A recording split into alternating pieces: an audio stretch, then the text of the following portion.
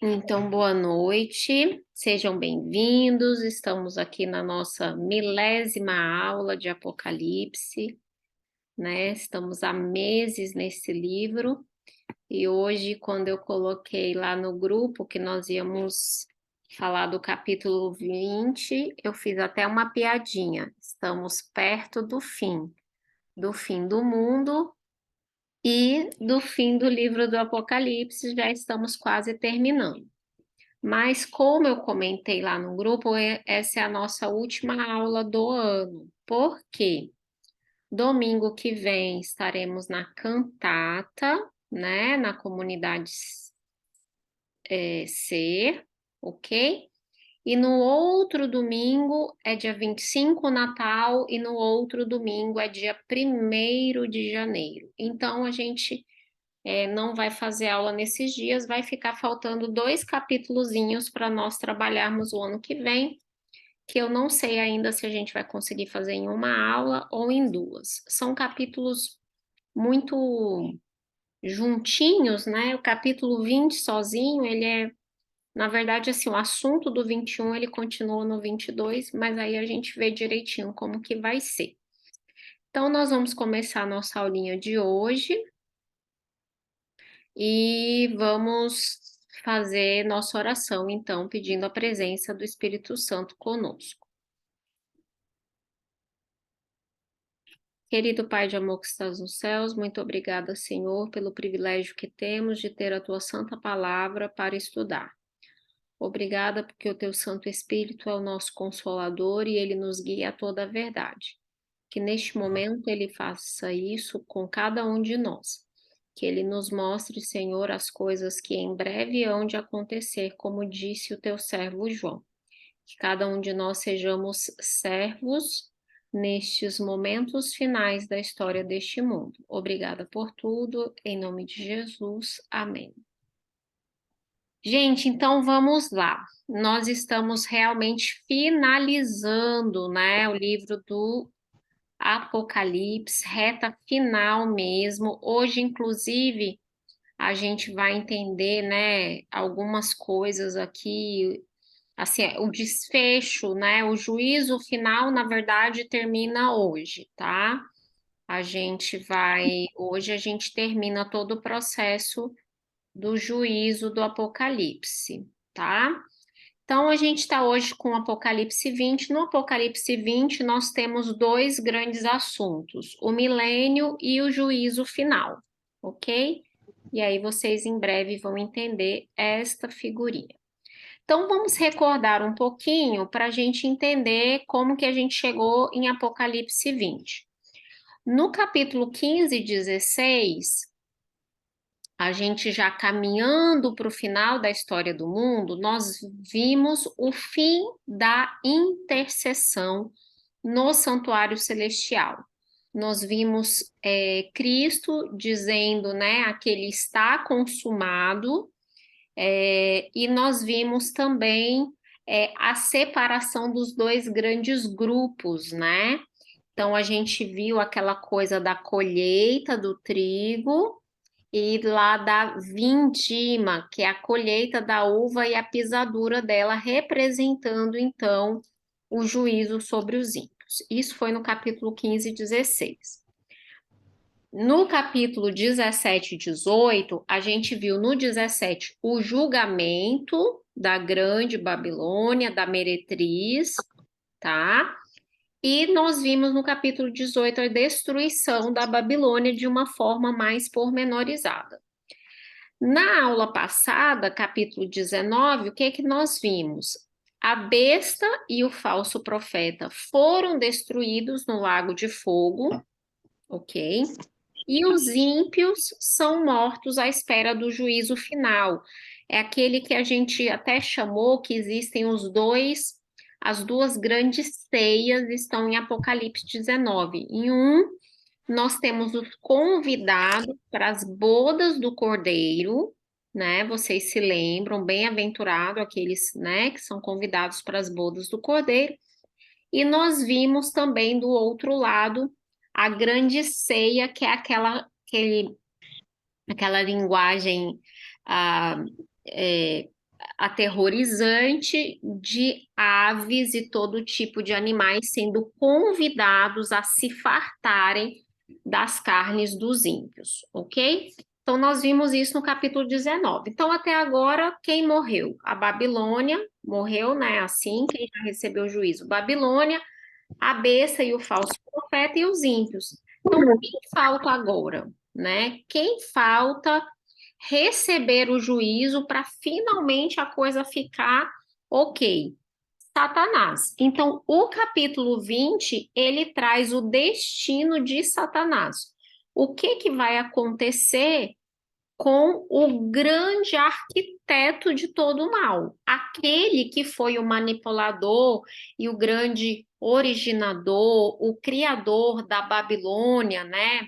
A mente pensante por trás desse sistema religioso falsificado do tempo do fim, a grande mente por trás da besta, do falso profeta, então agora realmente falta ele. E aí, vocês se lembram que a gente vem comentando em Apocalipse que João, ele trabalha com um recurso literário fantástico, que é o recurso da repetição e ampliação, repetição e ampliação. E aí a gente vai ver isso também aqui no capítulo 20, porque a gente vai ver o final aqui do juízo sobre os ímpios. Porque no capítulo 19, os ímpios foram mortos por ocasião da volta de Jesus. Só que esse não é o final do, não é o fim do fim, né? O fim do fim está no capítulo 20, ok? Então é isso que nós vamos ver hoje. Então vamos começar o nosso capítulo 20. Vamos abrir aí a Bíblia. Apocalipse 20, nós vamos ler os versos de 1 a 3, ok? Versos de 1 a 3 do capítulo 20.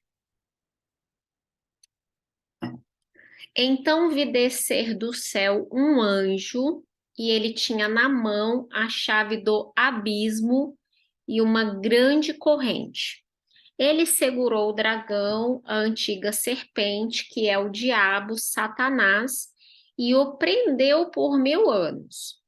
Lançou-o no abismo, fechou-o e pôs um selo sobre ele para que não enganasse as nações até que se completassem os 1000 anos.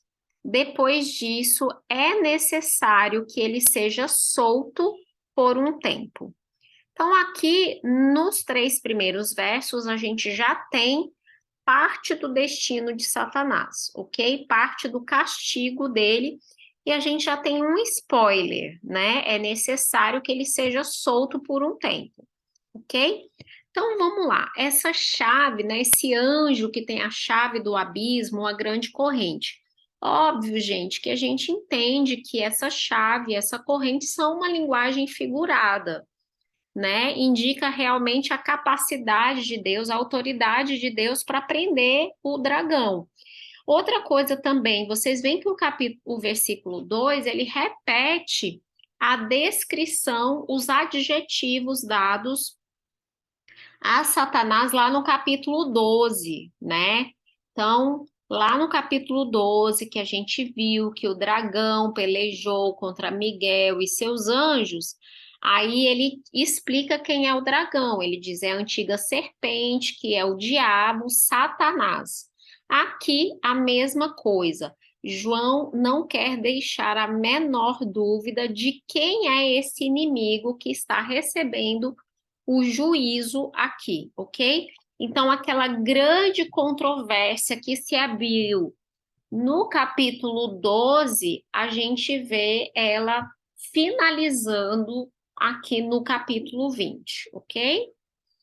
E aí a gente vê uma coisa interessante, que ele foi preso, né? Então, ele prendeu Satanás. Vamos tentar entender com alguns versos da Bíblia como é que funciona essa questão dessa prisão, ok? Então, a gente vai ler aqui uns versos que vão ajudar a gente a entender. Então, vamos lá para Isaías 24, 21 e 22.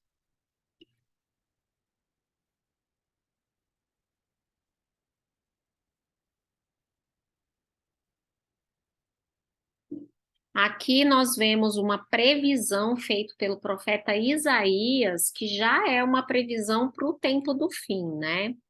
Isaías diz assim: naquele dia o Senhor castigará no céu as hostes celestes, e os reis da terra na terra serão ajuntados como presos em masmorra e encerrados num cárcere e castigados depois de muitos dias. Você vê como essa linguagem aqui, ela se assemelha à linguagem de Apocalipse que nós acabamos de ler.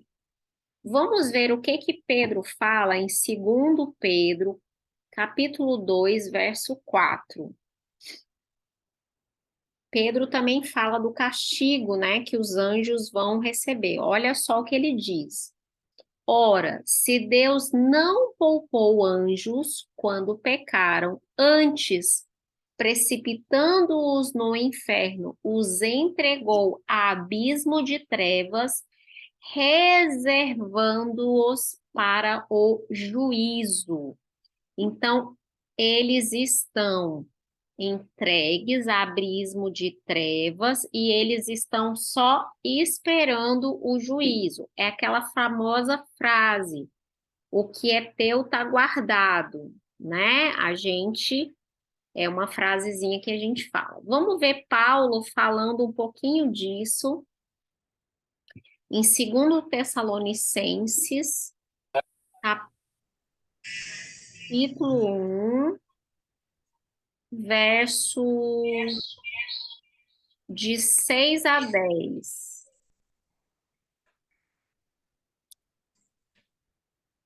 Deixa eu só...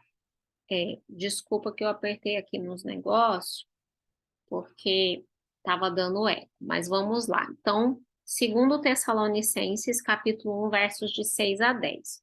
Olha o que Paulo fala. Se de fato é justo para com Deus que ele dê em paga tribulação aos que vos atribulam, e a vós outros que sois atribulados, alívio juntamente conosco, quando do céu se manifestar o Senhor Jesus com os anjos do seu poder, em chama de fogo, tomando vingança contra os que não conhecem a Deus e contra os que não obedecem o evangelho do nosso Senhor Jesus. Estes sofrerão penalidade de eterna destruição, banidos da face do Senhor e da glória do seu poder, quando vier para ser glorificado nos seus santos e ser admirado em todos os que creram naquele dia, porquanto foi crido entre vós o nosso testemunho. O que Paulo está dizendo?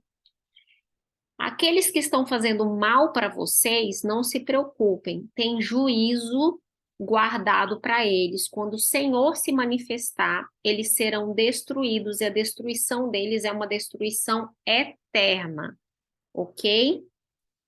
Então, aqui Paulo está falando desse momento, né, de castigo. Em 2 Tessalonicenses, aí eu acho que é o primeiro, tá, gente? 1 Tessalonicenses 4, 15 a 17. Eu vou ter que mudar isso aqui. 1 Tessalonicenses 4, 15 a 17, a gente vê assim: ora, ainda vos declaramos por palavra do Senhor isto, nós os vivos, os que ficarmos até a vinda do Senhor, de modo algum precederemos os que dormem. Porquanto o Senhor mesmo, dada a palavra de ordem e ouvida a voz do arcanjo e ressoada a trombeta de Deus, descerá dos céus e os mortos em Cristo ressuscitarão primeiro. Depois nós, os que ficarmos vivos, seremos arrebatados juntamente com eles entre nuvens para o encontro do Senhor nos ares, e assim estaremos para sempre com o Senhor. Por que eu li essa passagem? Então, 2 Tessalonicenses 1 fala da morte dos ímpios, e 1 Tessalonicenses 4 está falando da ressurreição dos justos e do arrebatamento não secreto, tá, gente? Arrebatamento mega visível, tá? Com todas as honras. Dada a palavra de ordem, ouvida a voz do arcanjo, ressoada a trombeta, descerá dos céus. Então é um negócio assim espetacular, não tem nada de secreto nesse arrebatamento. Nós seremos arrebatados com eles entre nuvens. Então veja bem, os ímpios morreram e os justos foram arrebatados, tá? Vão guardando aí para entender o que está acontecendo aqui com a Terra. Aí eu peguei essa passagem de Gênesis, vou explicar para vocês por quê. Gênesis 1, verso 2. Porque vocês vão ver que a descrição que a gente entende de como vai ficar a Terra, ela se assemelha à Terra antes da criação. A terra, porém, era sem forma e vazia, ok? Sem forma e vazia. E havia trevas sobre a face do abismo. Olha só, lembra onde é que o dragão foi preso? No abismo? E o Espírito de Deus pairava por sobre as águas. A palavra aqui, gente, para sem forma e vazia é tohu bohu, ok? São palavras em hebraico. Essas palavras aparecem também lá em Jeremias. Vamos ver Jeremias 4, versos 23 a 26. Olha o que Jeremias fala. Jeremias aqui, ele está fazendo uma descrição de como vai ficar Jerusalém depois que os babilônicos acabarem com ela. Só que essa descrição, ela também é uma descrição que serve para o tempo do fim. Olha só o que ele descreve. Olhei para a terra e ela estava sem forma e vazia, e para os céus e não tinha luz. Sem forma, tohu, vazia, borru, e os céus não tinham luz. Lembra que lá em Gênesis 1, 2, havia trevas sobre a face do abismo? E olha, Jeremias continua dizendo: olhei para os montes e eis que tremiam, e todos os outeiros estremeciam. Olheis e eis que não havia homem nenhum, e todas as aves do céu haviam fugido. Olhei ainda, e eis que a terra fértil era um deserto, e todas as suas cidades estavam derribadas diante do Senhor, diante do furor da sua ira. Jeremias usa uma linguagem extremamente superlativa para falar da destruição de Jerusalém. A gente sabe que não, a luz não acabou, a gente sabe que ainda sobraram homens, a gente sabe que ficaram pedaços de cidade. Então, essa descrição de Jeremias, gente, ela é uma descrição que a gente pode transportar ela de forma escatológica, né? Para o tempo do fim. A terra vai voltar a ficar tohu bohu, sem forma e vazia. Por quê? O que aconteceu nos meses que antecederam a volta de Jesus? O que aconteceu, gente, é que simplesmente caíram as pragas, e aí, por ocasião da volta de Jesus, as ilhas saíram do seu lugar, as montanhas. Então, assim, catástrofes, né? E a terra volta a ser sem forma e não existe homem nenhum. Então a terra ela está desolada e inabitada. Os santos foram com Cristo, né, para os céus. Os ímpios estão mortos, à espera do juízo. O que Satanás, o que sobrou para ele? Nada. Sobrou um vazio imenso. Sobrou o tohu bohu para Satanás. Isso é o que a gente chama da prisão dele, tá? Por quê? Porque ele está atado por forças circunstanciais. O que ele fazia da vida antes, ele não pode fazer mais. E lá em Apocalipse diz que essa prisão, ela é por 1000 anos. E aí você fala assim, Ellen, Apocalipse inteiro dá um monte de tempo e esse tempo é todo simbólico, em Apocalipse inteiro. Por que que os 1000 anos a gente entende como literal? A questão é a seguinte, gente, não existe no texto de Apocalipse 20, é o único local da Bíblia onde se fala nesse período de 1000 anos, que aí origina o conceito que a gente chama de milênio, é o único local, ok?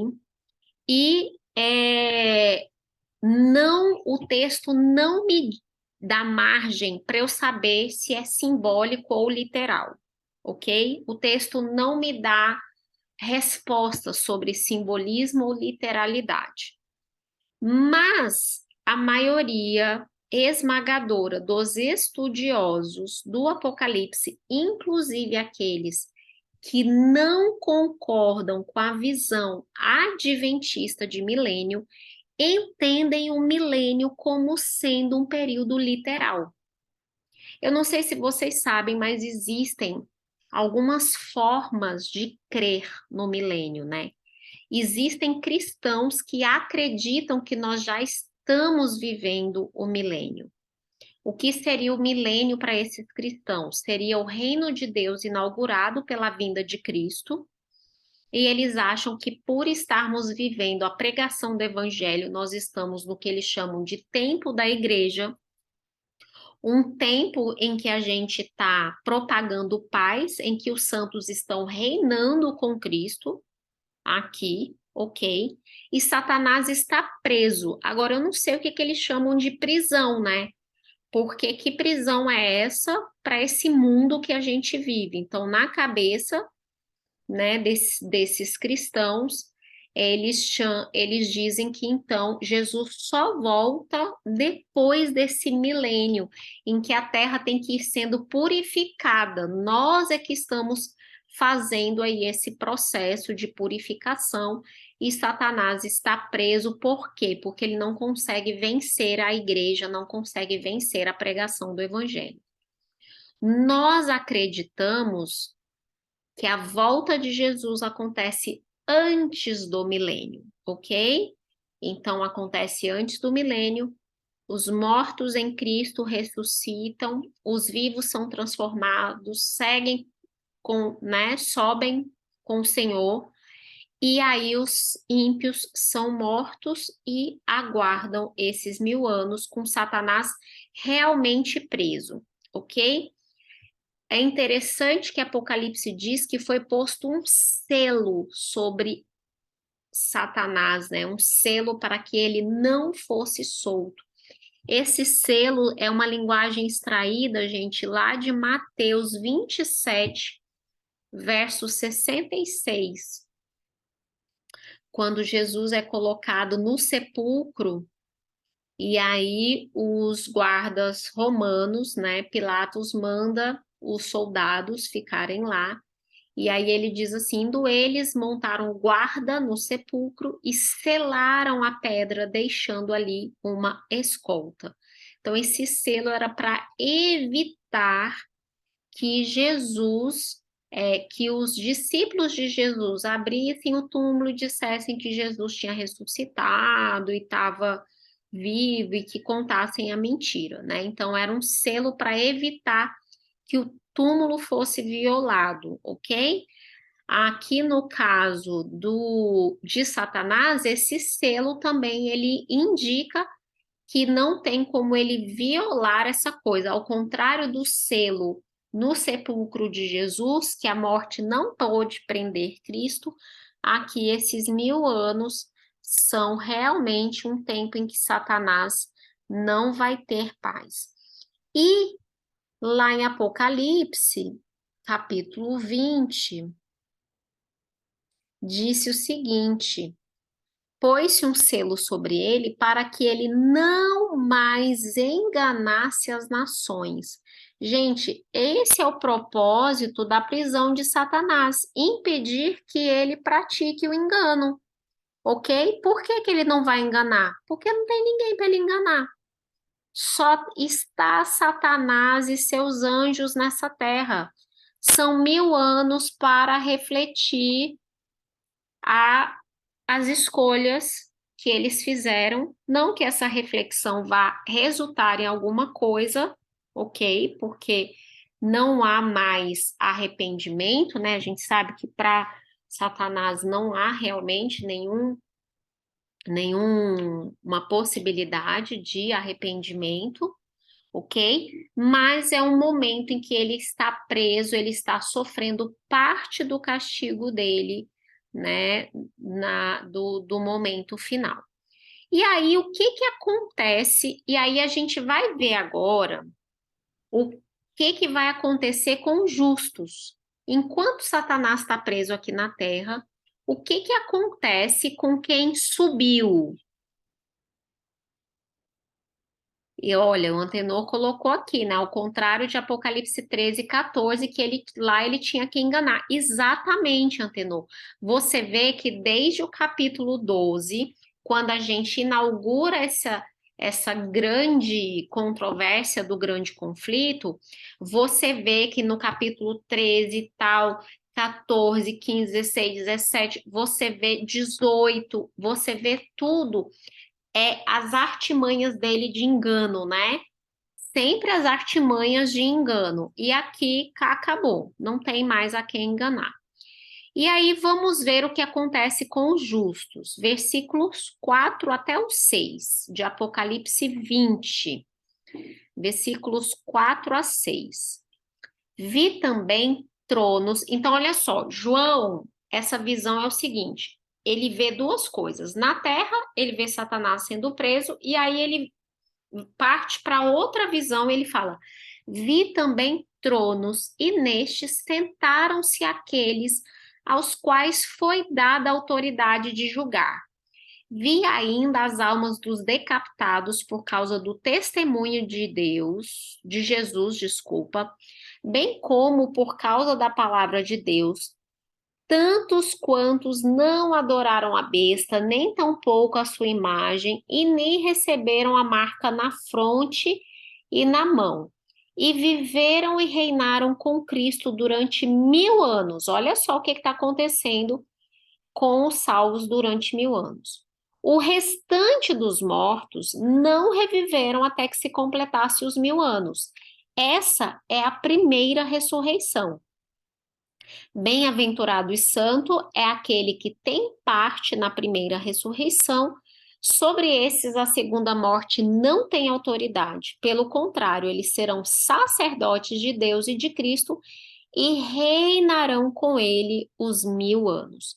Então, aqui mais uma vez lança luz sobre o que acontece com outro grupo. Então, eu tenho Satanás preso sem poder enganar ninguém. Os restantes dos mortos permanecem mortos por 1000 anos. E eu tenho os salvos colocados em tronos, ok? E aí você fala assim, Ellen, mas esses tronos estão no céu ou estão na terra? Gente, Apocalipse fala 47 vezes de trono. Com exceção do trono de Satanás e do trono da besta, todos os outros tronos são referidos no céu, ok? Então, esses tronos aqui estão no céu e a gente leu lá em Tessalonicenses que os mortos em Cristo ressuscitaram, essa é a primeira ressurreição, e os vivos foram transformados e foram arrebatados, ok? Então a gente já viu aqui o que aconteceu com os salvos. E a gente viu que foi dado autoridade de julgar. Vamos ver aqui alguns versos. Apocalipse 1, verso 6.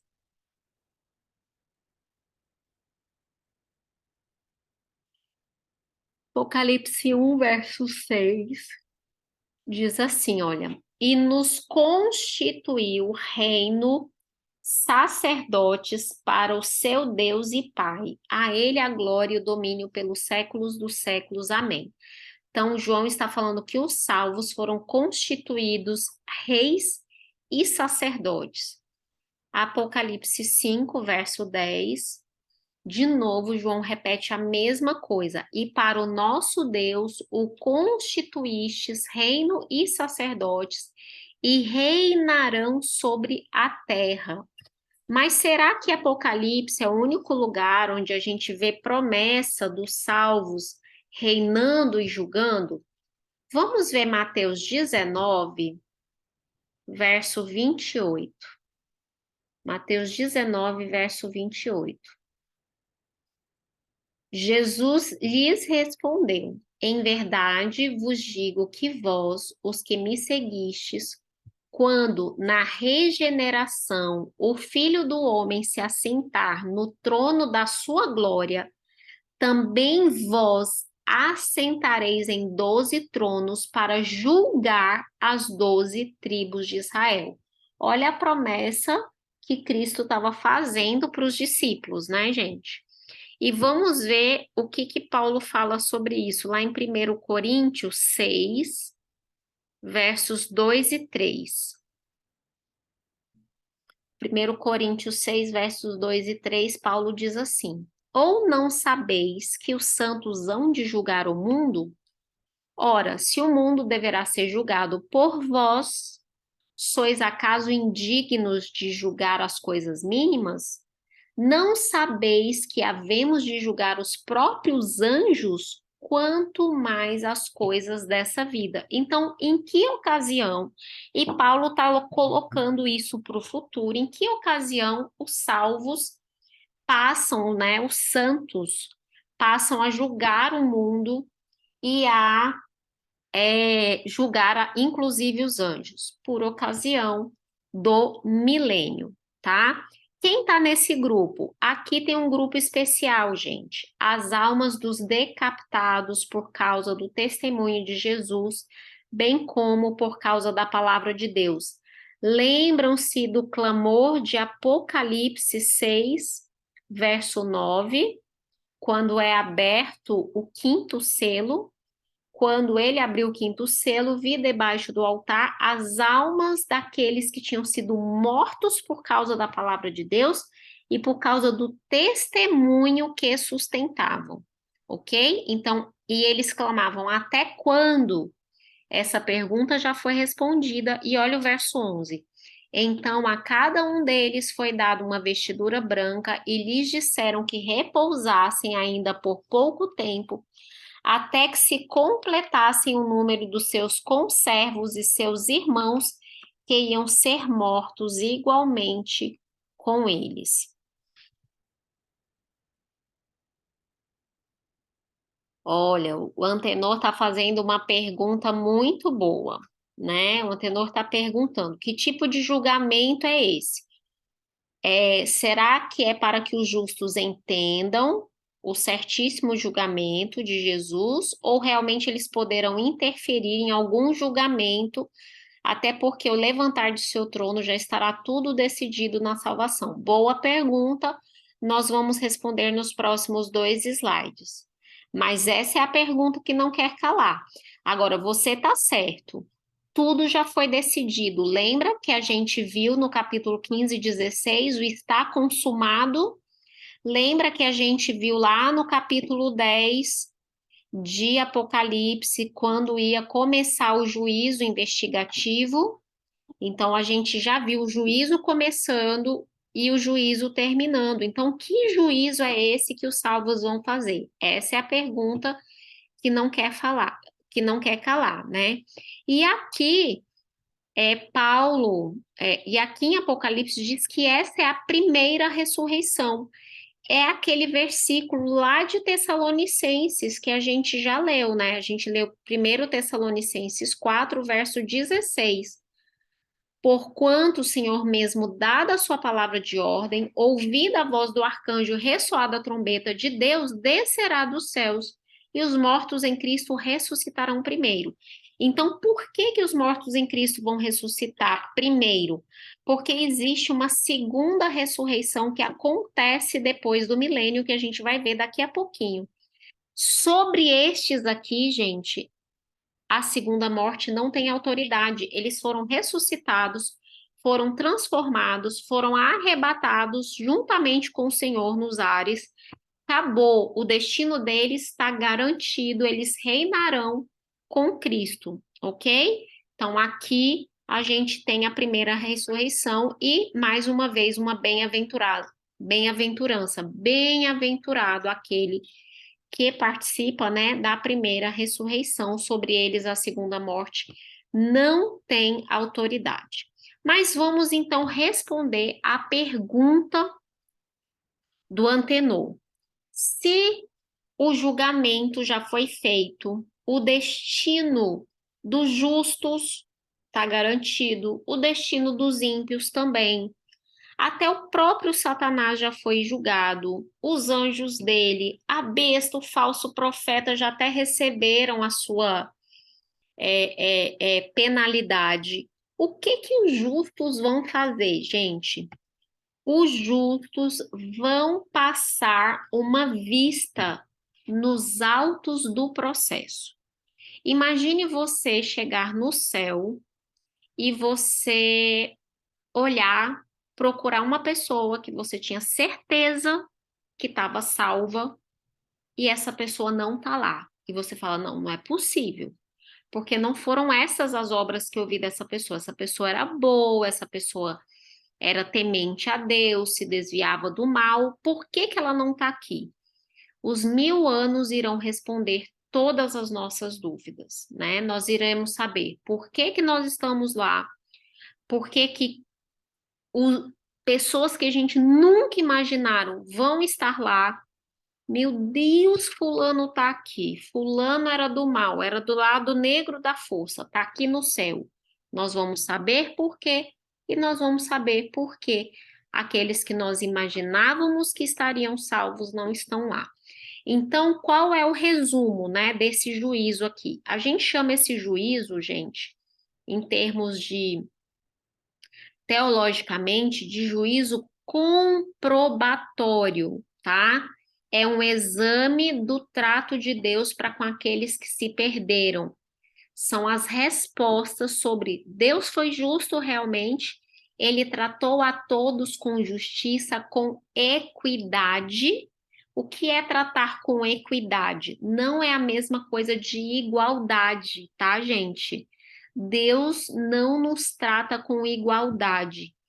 Eu, você que temos conhecimento da Bíblia, não podemos ter o mesmo tipo de julgamento do que uma pessoa que nunca abriu uma Bíblia, uma pessoa que nasceu lá na China, lá na Índia, no Japão, nunca entrou em contato com um cristão. Ele não pode ser julgado nos mesmos parâmetros que eu e que você.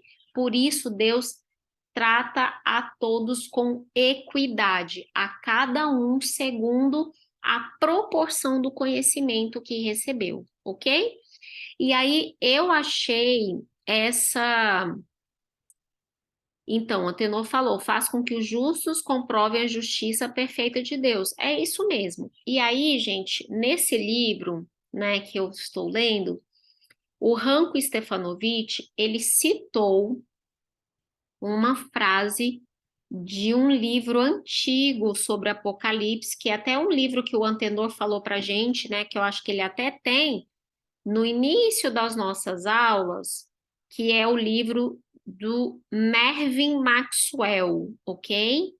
Então, Mervyn Maxwell, falando sobre esse juízo e sobre esse justo julgando, ele tem a seguinte frase, e eu achei essa frase muito impactante. Ele diz assim: atuando em seu duplo papel, reis e sacerdotes, eles, aqui os salvos, obviamente, desempenharão um papel vital no processo do grande conflito.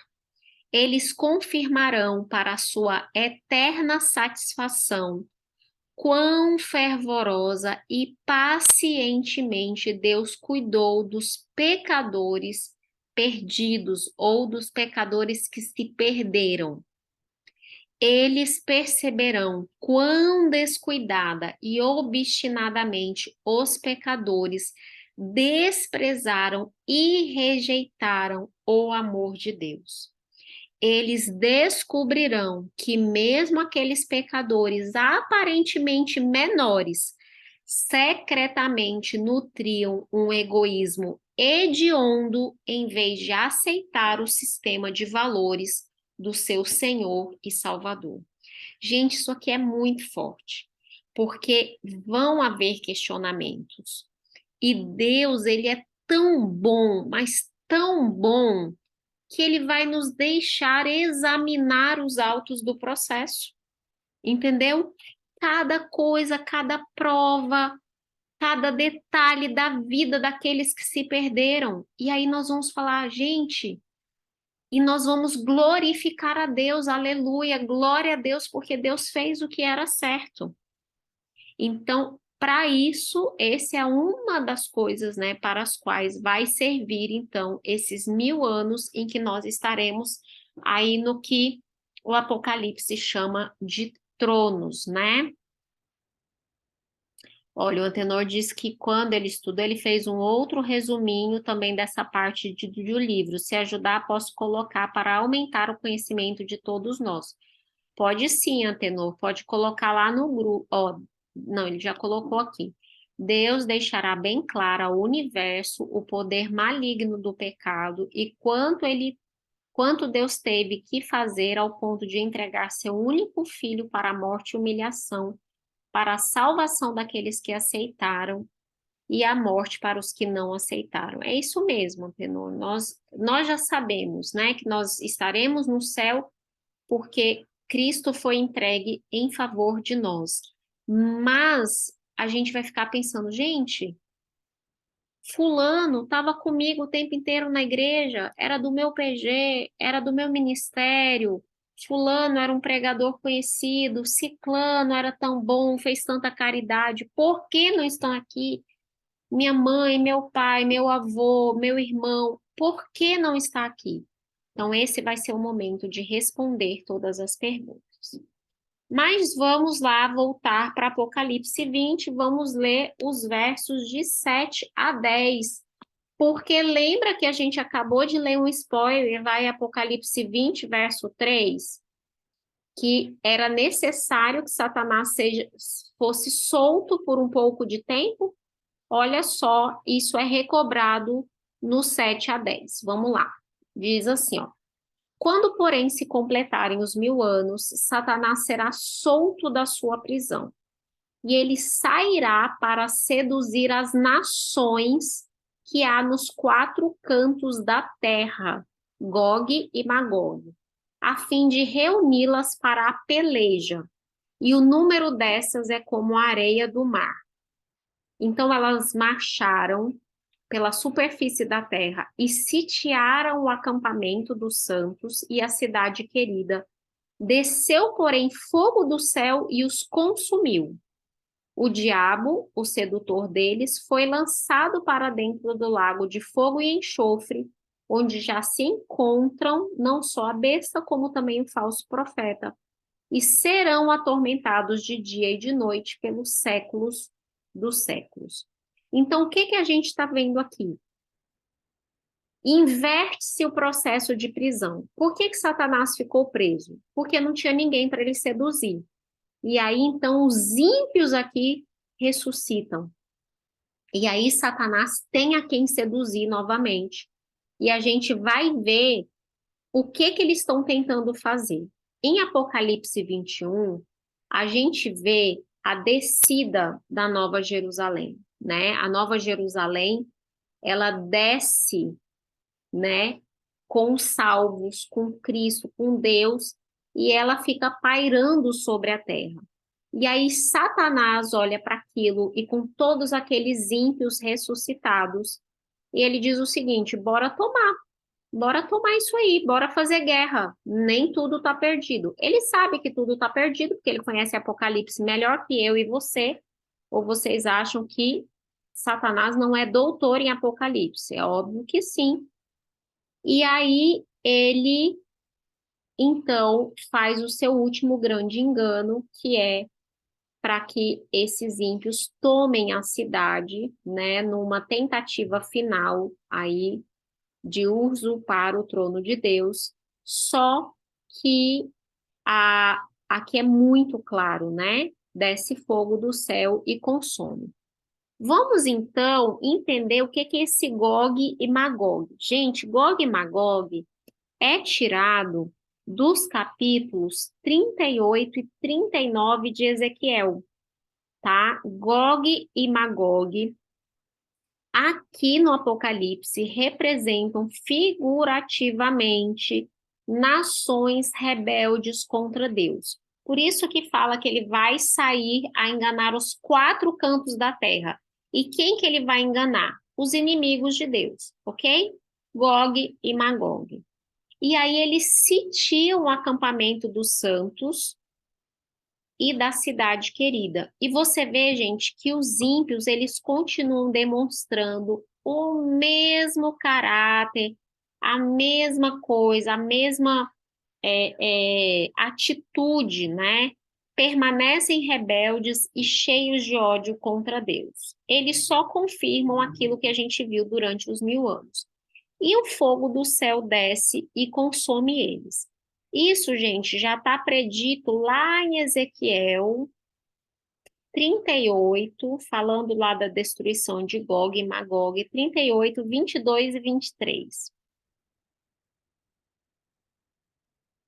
Ezequiel 38, 22 e 23 diz assim, olha: Contenderei com ele por meio da peste e do sangue, chuva inundante, grandes pedras de saraiva, fogo e enxofre.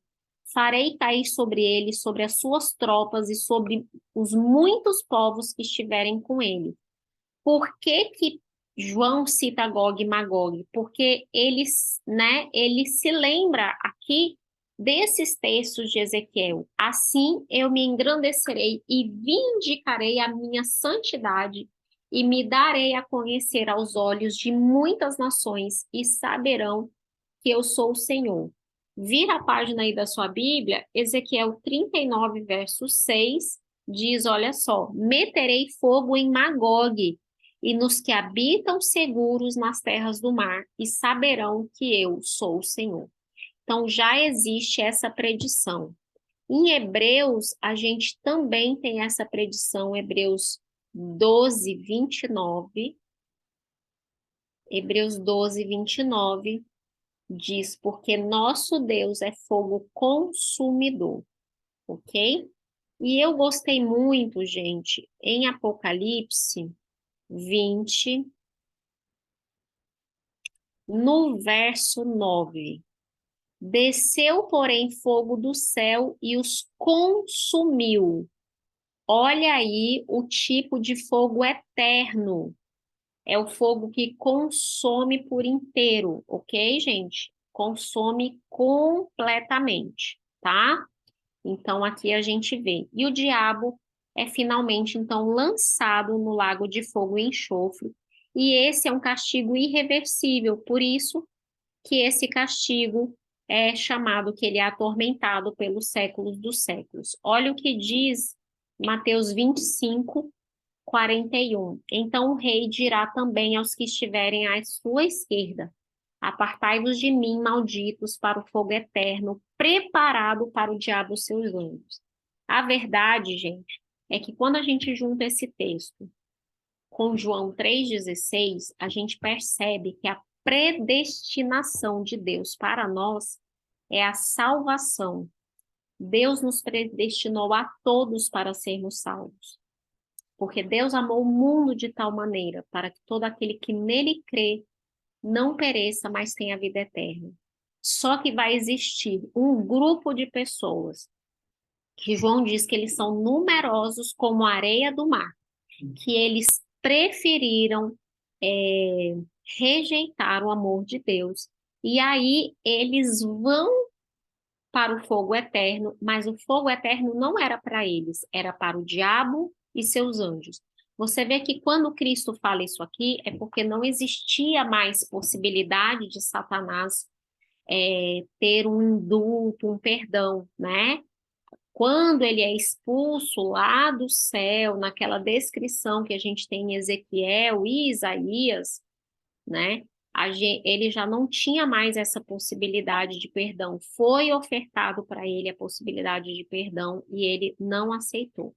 Mas vamos continuar vendo os últimos versos aqui, então, de Apocalipse 20, versos 11 e 12.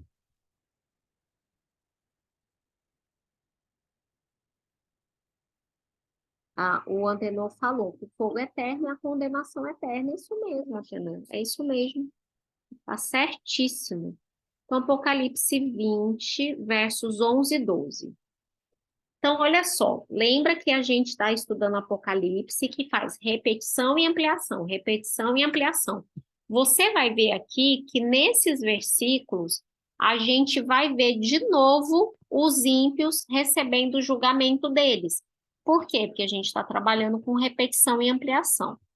Então, vamos lá. Versos 11 e 12. Vi um grande trono branco, e aquele que nele se assenta, de cuja presença fugiram a terra e o céu, e não se achou lugar para eles. Vi também os mortos, os pequenos, os grandes, postos em pé diante do trono. Então se abriram os livros. Ainda outro livro, o livro da vida, foi aberto, e os mortos foram julgados segundo as suas obras, conforme o que se achava escrito nos livros. Então, João aqui, ele segue descrevendo o juízo sobre os ímpios, ok? Ele faz uma repetição e ampliação do verso 9, que é o verso que fala: desceu o fogo do céu e os consumiu. Como assim desceu o fogo do céu e os consumiu? Eles não vão saber por que eles estão consumidos? O verso 11 e o verso 12 faz para gente dá para gente essa resposta. Eles vão se abrir livros e eles vão então estar aqui, né, diante das suas obras, ok? O trono, né? Esse trono aqui, gente, é um trono que para nós é motivo de grande alegria, mas para os ímpios é motivo de terror, porque para eles é condenação, por isso que eles fogem da presença, né? Eles fogem. Gente, desculpa, o enxeridinho tá pegando aqui uma encomenda aqui em cima. Então, eles fogem da presença desse trono, né? E de cuja presença fugiu a terra e o céu. Vamos ver essa linguagem também lá em Isaías 51. Opa, Isaías 51, verso 6. Levantai os olhos para os céus e olhai para a terra embaixo, porque os céus desaparecerão como a fumaça, e a terra envelhecerá como o vestido, e os seus moradores morrerão como o mosquito. Mas a minha salvação durará para sempre, e a minha justiça não será anulada. Olha que texto que faz a gente remeter lá para Apocalipse 20, né?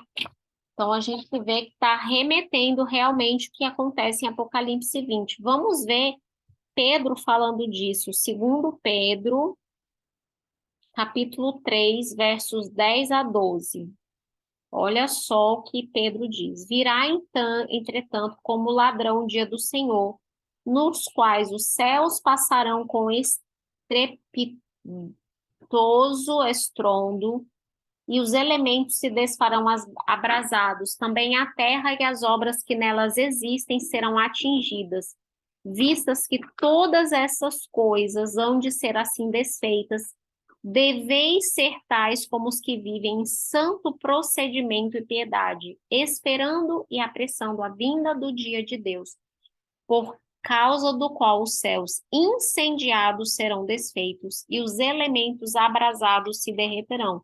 Aqui é o que acontece com a terra, né? Quando Jesus volta. Então, você vê que aqui essa mesma linguagem dos céus fugindo, do céu sendo destruído, né? A gente vê isso acontecendo. E lá em Apocalipse 20, verso 12, diz que os livros foram abertos. Mas aí, que livros são esses, né? Vamos entender, porque tem um outro livro que fala disso. Daniel 7, verso 10, fala de livros também, olha, de um julgamento onde livros são abertos.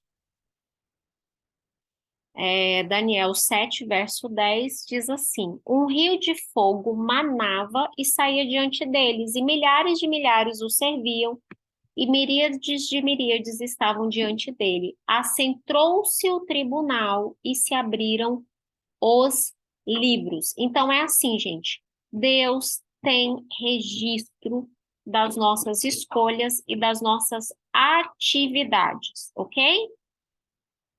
Os ímpios foram julgados um por um segundo as suas obras. Olha o que a Bíblia diz sobre isso.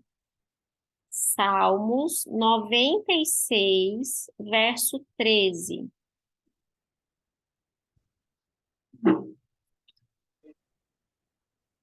Salmo 96, verso 13.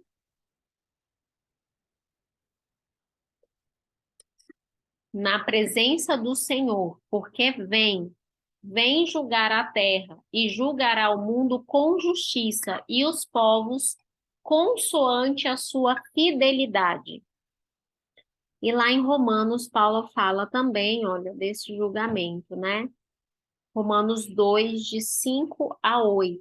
Mas, segundo a tua dureza e coração impenitente, acumulas, gente, prestem atenção nesse verso, acumulas contra ti mesmo a ira para o dia da ira e da revelação do justo juízo de Deus, que retribuirá a cada um segundo o seu procedimento, a vida eterna aos que, perseverando em fazer o bem, procuram glória, honra e incorruptibilidade, mas ira e indignação aos facciosos que desobedecem à verdade e obedecem à injustiça.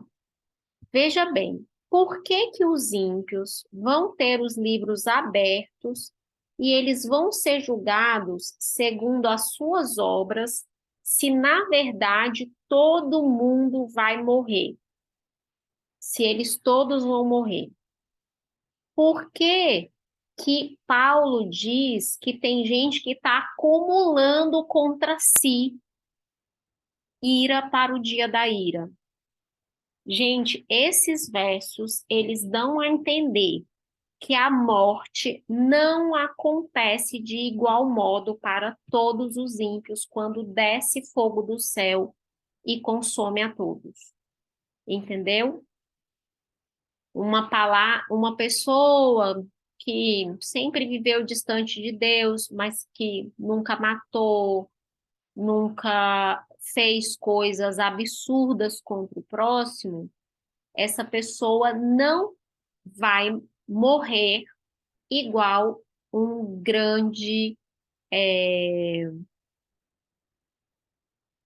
uma pessoa, por exemplo, como Hitler, né? Uma pessoa como Herodes, que mandou matar todos aqueles bebezinhos, entenderam? Então, e não vão morrer também como Satanás. Então, aqui dá a entender que existe nessa morte, existe níveis, provavelmente aí de sofrimento, ok? Para essa morte. É isso que esses versos dão a entender, ok? A gente não tem detalhes sobre isso, mas é como se realmente alguns fossem sofrer num montante mais do que outros, ok? Vamos então só responder essa perguntinha, né? Que livros é que foram abertos? A Bíblia fala de livros, gente, em vários lugares. Vamos ler, por exemplo, Salmo 69, verso 28. Então, a gente tem o livro da vida, tá? O livro da vida, Salmo 69, 28, diz assim: Sejam riscados dos livros dos vivos e não tenham registro com os justos. Aqui, obviamente, está falando com os ímpios. Filipenses também fala, Paulo fala do livro da vida, olha, Filipenses 4:3. 4:3 diz assim: A ti, fiel companheiro de jugo, também peço que as auxilies, pois juntas elas se esforçam comigo no Evangelho, também com Clemente e com os demais cooperadores meus, cujos nomes estão escritos no livro da vida. E aqui, nessas passagens de Apocalipse, tem, olha, todas as passagens de Apocalipse que fala do livro da vida. Por exemplo, a gente tem a promessa à igreja de Sardes, no verso 5 de Apocalipse 3, que o vencedor, de modo nenhum apagarei o seu nome do livro da vida.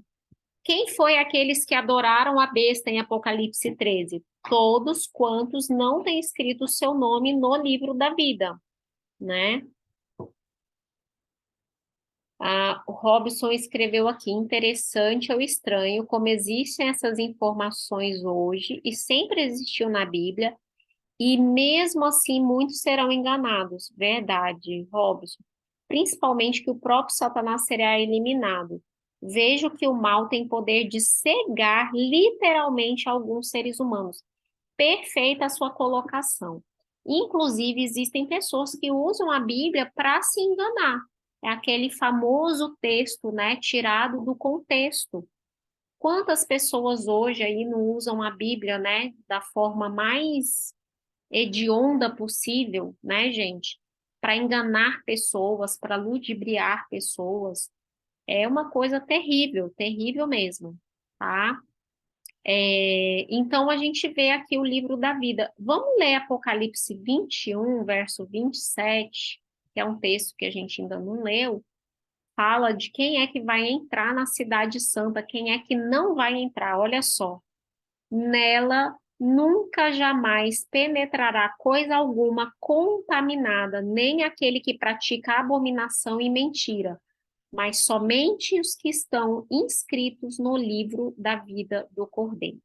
Então, a gente tem o livro da vida, mas Malaquias, ele fala num livro memorial. Vamos ver isso, olha. Malaquias 3, verso 6.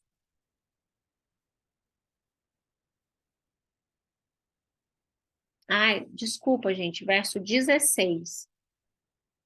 Então, os que temiam ao Senhor falavam uns aos outros. O Senhor atentava e ouvia. E havia um memorial escrito diante dele para os que temem ao Senhor e para os que se lembram do seu nome. Então, existe um livro memorial escrito diante de Deus. Aqui em Apocalipse 20, verso 12, a gente viu um outro livro, que é o livro das obras. Olha só. Então se abriram os livros e os mortos foram julgados segundo as suas obras. Para eu ser julgado segundo as minhas obras, o que tem que estar escrito no livro? As obras, ok? Então a gente vê aqui tipos de livros que, né, estão diante de Deus e que estão fazendo parte desse julgamento, e certamente são os livros que nós vamos examinar durante os 1000 anos. Mas ao final de tudo, os ímpios vão ter a sua sentença lida, gente. Ok? Como quando num julgamento é pedido para que o réu se levante e aí vai ser lida a sentença dele. Então, acerca da acusação de homicídio triplamente qualificado e tal, formação de quadrilha, pererê, pererê, pererê, você foi julgado culpado, ok? Então, eles vão ouvir a sentença, que é uma coisa que eles não ouviram por ocasião da volta de Jesus. Eles mesmos pedem para morrer por ocasião da volta de Jesus, porque eles não suportam a glória, mas eles não ouviram a sentença. Aqui se ouve a sentença, ok?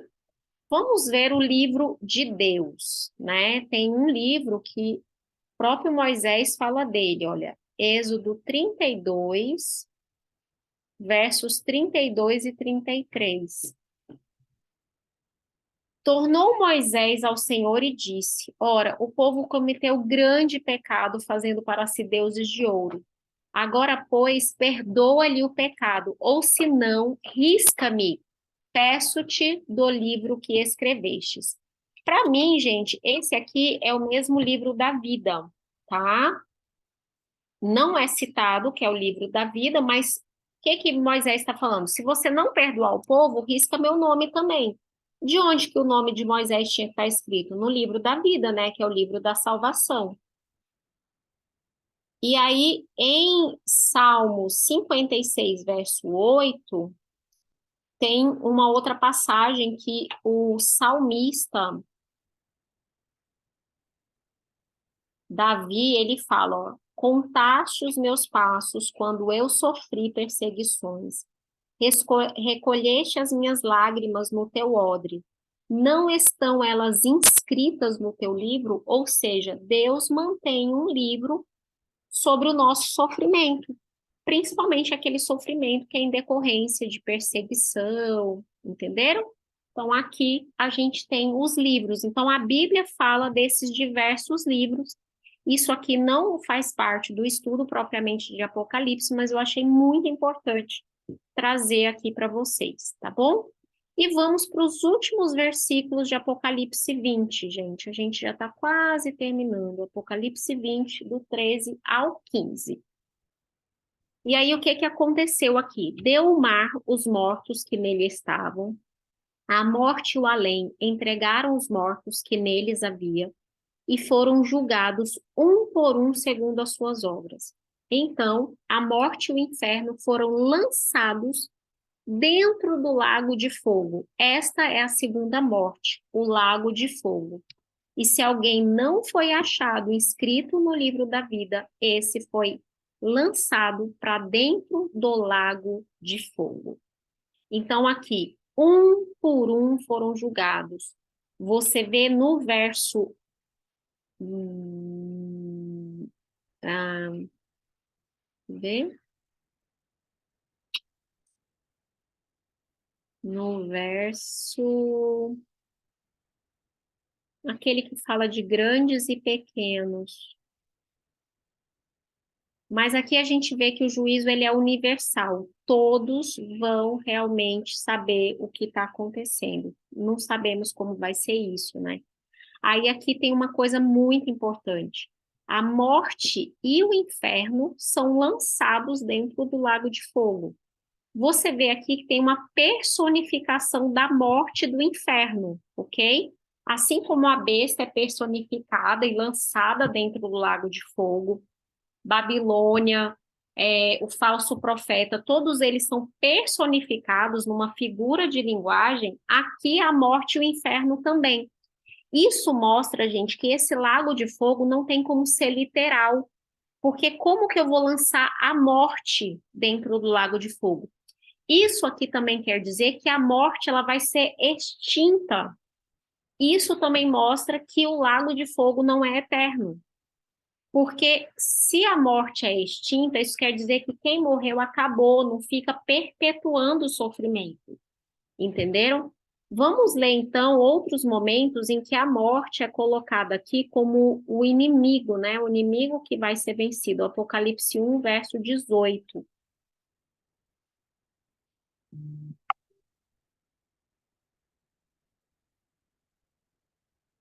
Apocalipse 1, verso 18. E aquele que vi, estive morto, mas eis que estou vivo pelos séculos dos séculos e tenho as chaves da morte e do inferno, né? Então a gente tem aqui Cristo como tendo as chaves da morte e do inferno, e lá no capítulo 20, a morte e o inferno finalmente são lançados dentro do lago de fogo. E olha o que Paulo fala, gente, em 1 Coríntios 15, verso 26. 1 Coríntios 15, verso 26. O último inimigo a ser destruído é a morte. É como, gente, assim, os ímpios morrem, Satanás morre, a besta e o falso profeta morrem, já está todo mundo morto, aí agora a própria morte morre. Entenderam? É uma figura de linguagem para mostrar que é um caminho sem volta, é uma destruição completa, tá? De nível realmente completo, a ponto de a gente entender que então não vai ter um fogo que queima para sempre, ok? Então, esta é a segunda morte, a morte do lago de fogo. Vamos ver Mateus 10, 28. Mateus 10, 28. Olha só como esse verso diz o que realmente vai acontecer. Olha. Não temais os que matam o corpo e não podem matar a alma. Temei antes aquele que pode fazer perecer no inferno tanto a alma como o corpo. Então, veja bem, a alma, ela é mortal. Existe morte absoluta para a alma e Apocalipse 20 está mostrando isso para a gente. E a gente vai ler Malaquias 4, verso 1. Nós não vamos ler o verso 2. O verso 2 a gente vai ler daqui a pouco. Malaquias 4, verso 1. Malaquias diz assim: Pois eis que vem o dia e arde como fornalha. Todos os soberbos e todos os que cometem perversidade serão como restolho. O dia que vem os abrasará, diz o Senhor dos Exércitos, de sorte que não deixará nem raiz e nem ramo. Gente, se não vai ficar nem raiz e nem ramo, não vai ter ninguém queimando para sempre, não vai sobrar nada. A própria morte vai ser lançada no lago de fogo, ok? Então vamos fazer uma recapitulação do que é o milênio bíblico, ok? Milênio bíblico, então, é esse período de tempo. O que que acontece antes dele, o que que acontece depois dele? Então, os últimos dias, o que que acontece? A volta de Jesus, os justos ressuscitam, ascendem com os vivos para o céu, os ímpios morrem, Satanás é aprisionado e a terra fica desolada, ok? Essa é a primeira ressurreição. Durante os 1000 anos, o que que acontece? Isso aqui, gente, é o resuminho, né? Os justos estão no céu, os ímpios mortos não ressuscitam e Satanás está circunstancialmente preso e a terra está em descanso. Aí vem a segunda ressurreição. A santa cidade desce para a terra, os ímpios ressuscitam, Satanás é solto e acontece um julgamento final. Esse julgamento final aqui, gente, é o julgamento, é o juízo que a gente chama de executivo, tá? É a execução da sentença que é feita aqui, ok? Julgamento final, a destruição final e aí a nova terra que nós vamos ver na nossa próxima aula, que vai ser só em 2023, se Deus assim nos permitir, ok? Então, nós acabamos agora com a destruição de todo o mal. E aí, eu queria deixar para vocês essa imagem. E eu queria que agora nós lêssemos Malaquias 4:2. Em Malaquias 4:1, nós vimos que o Senhor dos Exércitos vai destruir os ímpios e não vai deixar nem raiz nem ramo. Mas olha o que ele fala sobre os justos. Mas para vós outros que temeis o meu nome, nascerá o sol da justiça, trazendo salvação nas suas asas. Saireis e saltareis como bezerros soltos na estrebaria. Então, gente, esse é o momento pré-milênio, esse é o momento que nós aguardamos. Essa figura aqui, ela é uma figura que me acompanha, né, esse tipo de ilustração, desde que eu sou pequenininha. E você vê vivos aguardando. Se você for prestar atenção, você vai ver de braços erguidos, você vai ver pessoas de diferentes tipos de roupa, tem roupinha de japonês, tem roupinha de africano, tem ocidental, tem de tudo quanto é jeito. E você vê também anjos na porta dos túmulos entregando crianças para os seus pais.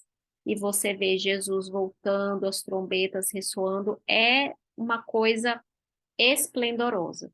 Mas esse aqui é só o início do milênio. Esse é só o início do milênio, né? Aqui para nós já vai ter sido realmente completado uma grande parte desse processo. Mas isso aqui vai ser só o primeiro dia do resto da eternidade, tá? Deixa eu ver o que vocês falaram aqui. Ah, sim, a Flávia, amém. Lindo, né? A gente pensar nisso e a gente pensar em tudo que Deus tem preparado para nós e a gente pensar que tem tanta revelação na Bíblia, tanta revelação na palavra de Deus, mas você vê que as pessoas buscam tão pouco, né? Aquilo que o Robson estava falando, né? Como as pessoas se enganam. Então, assim, Deus vai julgar a cada um de acordo com o conhecimento que recebeu. Mas existe uma coisa que acontece muito hoje em dia, que é a deliberada manutenção na ignorância. Existem pessoas que escolhem se manter ignorantes. Elas têm acesso à Bíblia, elas têm acesso a livros, elas têm acesso a estudos de qualidade, mas ela realmente não se importa, ela não liga, né? Ela fala, não, para que que eu vou conhecer mais? E muitos até falam, não, eu não quero conhecer mais, porque senão eu vou dever mais, eu vou ser julgado com mais severidade. Gente, esse não é um comportamento sábio, de sabedoria, porque Deus vai pedir conta das oportunidades que nós tivemos de estudar a Bíblia, que nós tivemos de ter comunhão com Ele e não tivemos, que nós tivemos de buscar conhecimento e não buscamos. Então, que nós possamos realmente buscar esse conhecimento, aplicá-lo na nossa vida e que o Espírito Santo nos confirme todos os dias em Cristo até a volta dele. Tá bom? Amém. Vamos orar então para nós finalizarmos. Querido Pai de amor que estás nos céus, muito obrigada, Senhor. Esse capítulo 20, apesar de ser aterrorizante, Pai, ele para mim traz muita esperança. O mal terá fim. Nós queremos isso, Pai. Nós sabemos que um Deus de amor não poderá conviver com o mal para sempre. O mal precisará ser destruído completamente, não vai sobrar nem raiz nem ramo. A própria morte vai ser destruída, Pai. Depois que ela for destruída, não sobrará mais nada, impedindo a eterna felicidade de seus filhos. Obrigada porque a Bíblia nos dá a certeza de que essas coisas vão acontecer. E nós estamos aguardando o dia em que veremos o Senhor nos ares, vindo nas nuvens do céu com poder e grande glória. Que os nossos mortos ressuscitarão e nós seremos transformados para sermos arrebatados todos juntos para encontrarmos contigo. Obrigada, Pai, por nos dar essa esperança. Em nome de Jesus. Amém.